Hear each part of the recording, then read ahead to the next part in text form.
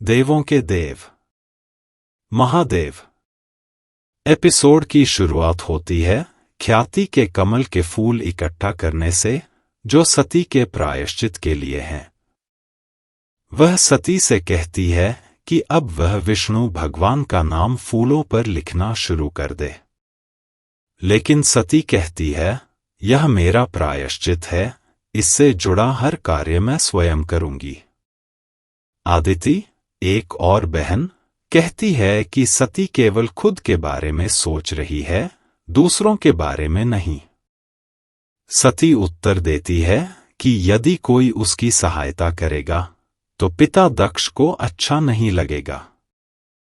प्रसूति, सती की मां, वहां आकर कहती हैं कि सती बिल्कुल सही है। जब उसका मन स्थिर है तो वह यह संकल्प पूर्ण कर ही लेगी।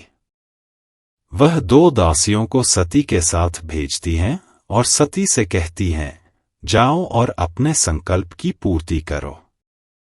सती वहां से रवाना होती है और प्रसूति भगवान से प्रार्थना करती है कि मेरी बेटी की रक्षा करना। सती जंगल में कमल के फूलों की खोज में जाती हैं। एक सरोवर के पास पहुंचती हैं, जहां फूल बहुत कम हैं। ख्याति को पछतावा हो रहा है क्योंकि उसने आसपास के सारे कमल पुष्प इकट्ठा कर लिए थे, जिससे सती का कार्य और कठिन हो गया है। सती दासियों के साथ दूसरे तालाब तक जाती हैं, लेकिन वहां भी फूल नहीं मिलते। दासियां उसे वापस चलने को कहती हैं क्योंकि अंधेरा हो रहा है, पर सती उन्हें लौटा देती हैं और अकेली आगे बढ़ जाती हैं।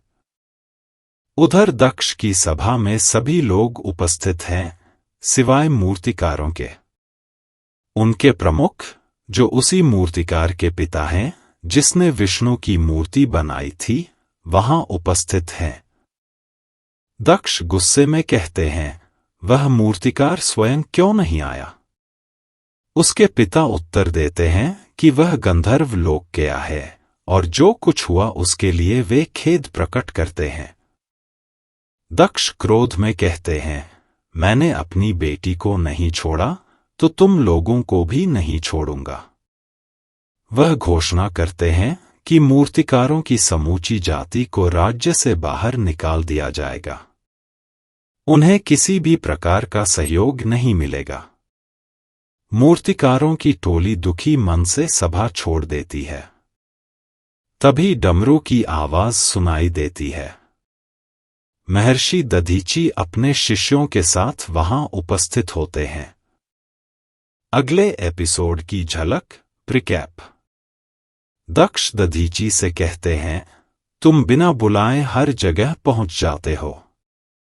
महर्षि दधीची जवाब देते हैं, मैं वहां पहुंचता हूं जहां अन्याय होता है।